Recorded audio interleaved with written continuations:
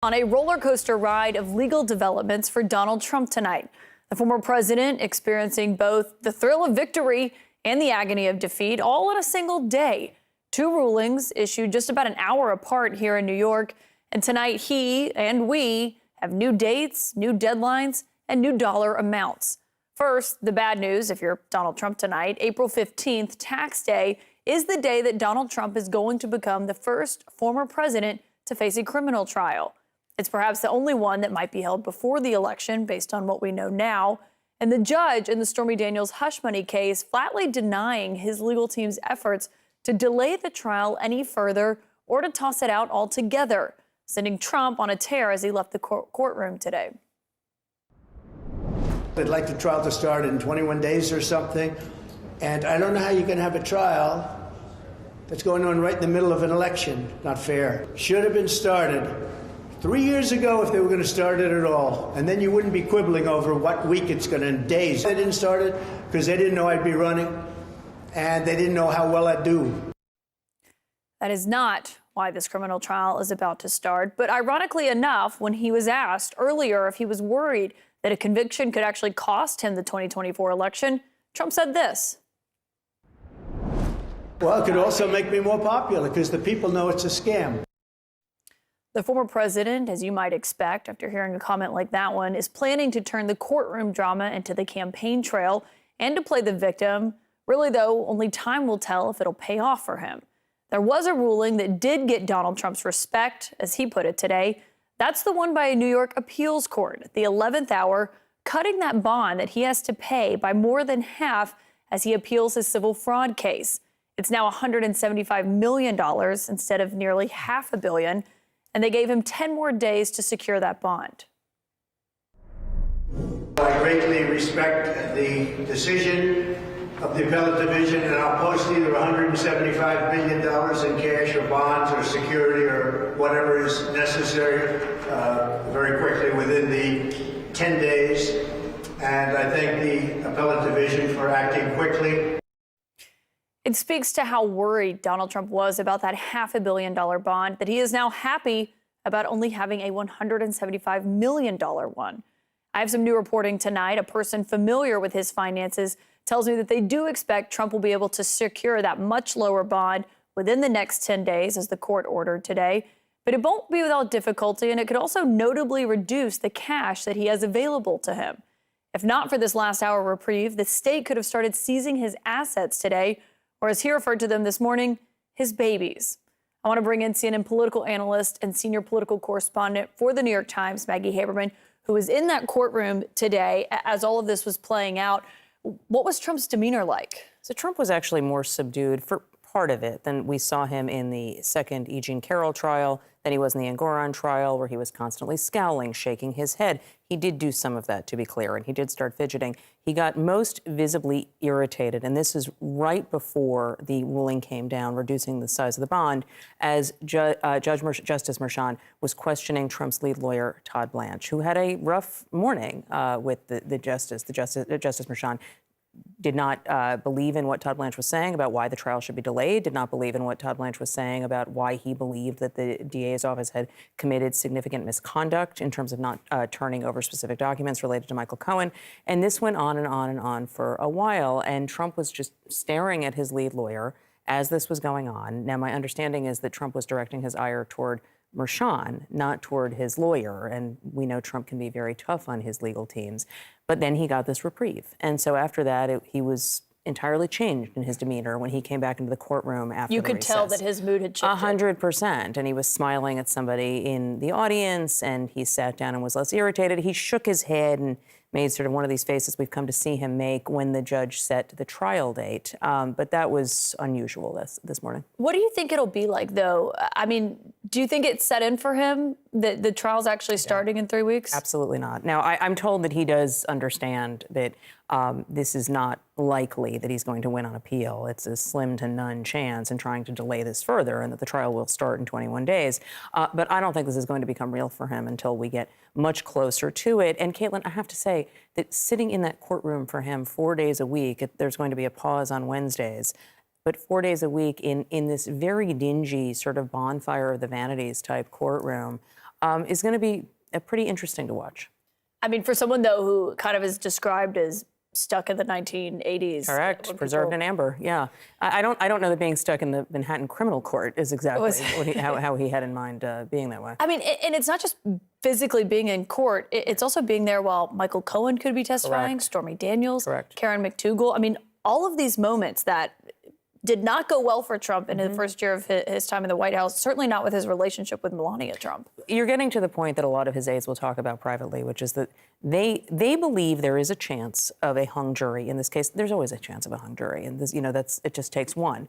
They know, and they believe that even if he's convicted, that it's not the worst fact set for him legally. Now, maybe that's true when you compare it to, conspiracy to defraud the United States in terms of the J6 trial or the documents case in Florida.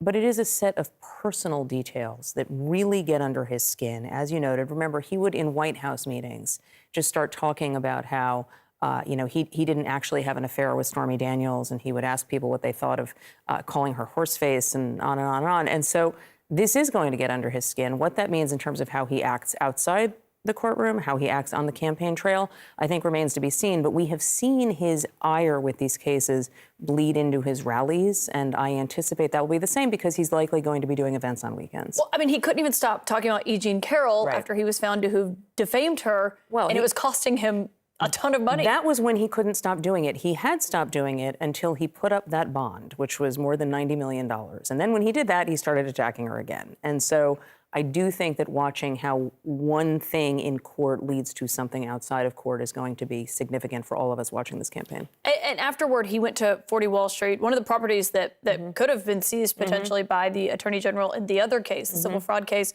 He held a press conference, and you asked him a question, and this is how he answered. Can you get an acquittal in this trial, in the Mershon trial? Well, I shouldn't have a trial. This is not a trial. This is not an act of criminality. But you are having one, so do you? I don't know if we're having one. We're going to be appealing right now, I can tell you that. We did nothing wrong, just like I did nothing wrong in the other case. My statements, my financial statements, were conservative. They were low, not high. I mean, he valued Mar-a-Lago at a tiny fraction of what it is. He made Mar-a-Lago, you know it very well, Maggie. He made Mar-a-Lago into $18 million. I mean, you were asking about this case, but he's pivoted very quickly to talking about, even though his bond was cut in less than half, still bothered by that, clearly. Right. Well, I would actually say two things. I think that it was the one thing that he could treat like a success. So he tried to push it that way, number one. But number two, and that's, I think, how he was treating it throughout the day. But number two, I asked him about, does he think he can get acquittal? Because as you noted, he said at some point during this conversation with reporters, this is a scam. This trial is a scam, so this will help me. These charges are a scam, it'll help me with voters.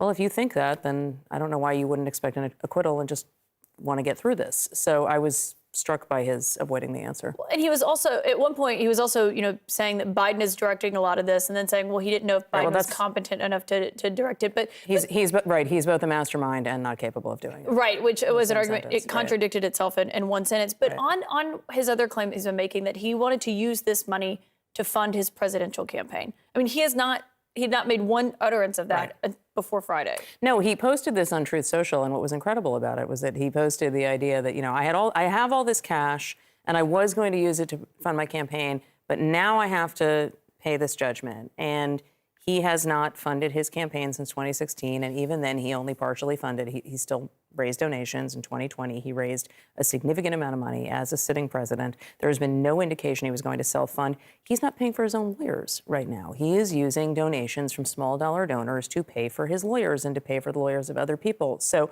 that was a pretty clear straw man. Now, if he suddenly decides he's going to put a lot of money into his campaign, then we'll all be surprised. He is at a huge disparity with President Biden in terms of fundraising, but I don't expect that's where this is going. On what we're hearing about, that they think that they can cover the 175. Yeah, I've heard something similar. Yeah. But it'll hurt his what he does have in cash. Yeah, he doesn't have endless operating cash at his company. It's not clear to me if we're talking about actual cash or if we're talking about securities that he would have to liquidate. I don't know what the tax implications are. I do think that he will be able to do this more easily But 10 days, if he seeks a bond, is not a lot of time. And to your point, if he puts it up in cash, look, they are looking at this to see, and others would have smarter takes on this than I will. I'm not a lawyer, but they are looking at this to see if this means that the appeals court in New York will ultimately reduce the judgment overall. And that's not going to happen for several months where they make a decision one way or the other. It's still going to hurt him in the short term. Maggie Haberman, always great to have you on set after being in the courtroom today. Thank you for that. If it makes you feel any better, I have already put evac on alert. He's ready to go if it comes to that. General, I assure you. Hey, General, let me into the war room to see you, so I had to hack my way onto this frequency. This better be critical, Willie. Sir, come on, when is it not, please? Okay, couple of things. I'm running low on the dough. I was thinking about taking a couple of months sick leave, maybe starting today. And, oh yeah. I intercepted a transmission from Megatron. Then send it through. Yes, sir, right away, sir. And so I was so dang we're going on the other stuff. This is your last warning, insects. Relinquish what remains of the Allspark. So who's the insect? You? What? Who's the insect? Protect you. They were defeated on our world, and we will defeat them here. This was just a diversion. Security, please bring up. Rabbit, she's already inside. Deeds! Give me an update on that reserve. Boss readiness. What was his name? What was it? Evac, sir. Right, evac.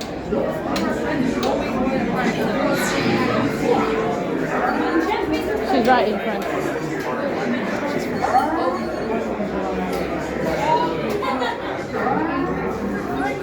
We're facing a heavy sustained attack. They appear to be after the Allspark. General! General! We need this evac immediately, General. Evac everything. National security advisory. Stand down. Check it out. The mission celebration. The